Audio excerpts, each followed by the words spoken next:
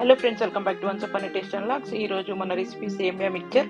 యాక్చువల్గా మనం సేమియాలు కనిపించకలోనే సేమియా ఉప్మా, సేమియా కేసరి, సేమియా పాయసం ఇలా చేస్తూ ఉంటాం కదా.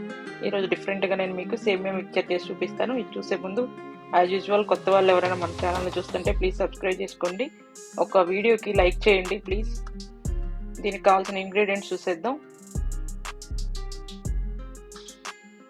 సేమియా, పల్లీలు, శనగపప్పు, బియ్యపిండి, కరివేపాకు, కారం, పసుపు, ఉప్పు. ఇప్పుడు నేను ఒక బౌల్ తీసుకొని ఆ బౌల్లో ఒక 3 గ్లాసెస్ ఆఫ్ వాటర్ పోసాను. చూడండి, ఒక 3 గ్లాసెస్ వాటర్ యాడ్ చేసుకుందాం.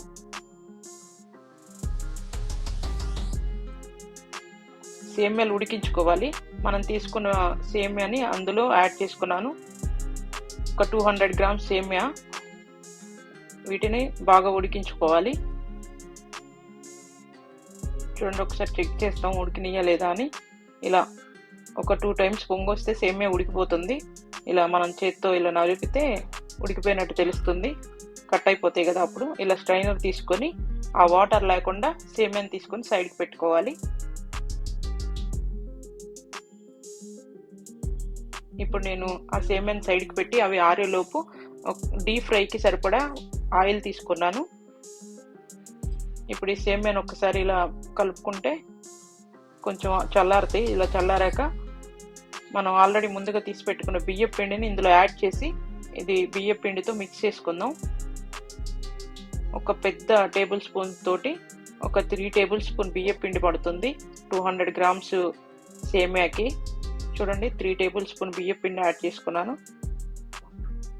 మనం యాడ్ చేస్తుంటే తెలుస్తుంది, అది పొడి పొడిలాడుతూ వచ్చే అంతవరకు యాడ్ చేసుకోవాలి. కొంచెం సాల్ట్ యాడ్ చేసుకొని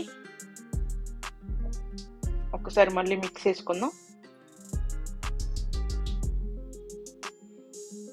ఇప్పుడు మనం ఆయిల్ కాగిపోయింది కదా. ఇప్పుడు ఇందులో ముందుగా ఒక స్ట్రైనర్ తీసుకొని ఇలా పల్లీలు వేసి వేయించుకున్నాం. నేను ఇలా ఎందుకు వేయించుకుంటున్నాను అంటే ఆయిల్లో డైరెక్ట్గా పల్లీలు వేస్తే చాలా వరకు మాడిపోతే ఛాన్స్ ఉన్నాయి. అందుకని ఇలా స్ట్రైనర్లో అయితే మనం ఈజీగా ఫ్రై చేసుకోవచ్చు. అందులోనే పచ్చిశనగపప్పు. ఈ పచ్చిశనగపప్పును కూడా ఇలా బాగా వేయించుకోవాలి. ఇలా వేయించుకొని సైడ్కి తీసుకోవాలి బౌల్లోకి. కరివేపాకు కూడా వేయించుకొని సైడ్కి తీసేసుకోవాలి. కొంచెం దూరంగా ఉండండి, కరివేపాకు వేగేటప్పుడు అది ఆయిల్ పడిపోతుంది.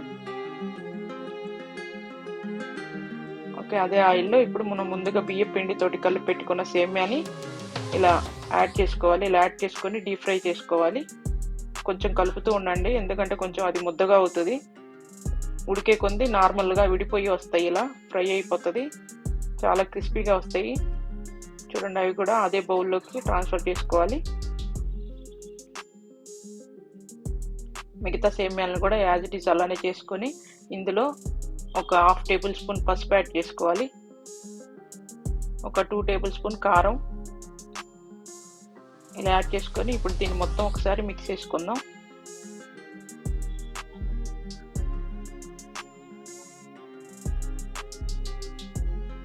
చూడండి, క్రిస్పీగా పొడి పొడిలాడుతూ చాలా టేస్టీగా ఉంటాయి. ఇలా కనుక మనం పిల్లలకి ఈవినింగ్ స్నాక్స్కి బాక్స్లో పెట్టిస్తే చాలా ఇష్టంగా తింటారు. ఒకసారి మీరు కూడా ఇలా ట్రై చేయండి. మీకు ఎలా కుదిరిందో మా కమెంట్ బాక్స్లో కమెంట్ చేయండి. మీకు కనుక మా ఛానల్ నచ్చితే please do like, share and subscribe. Thank you.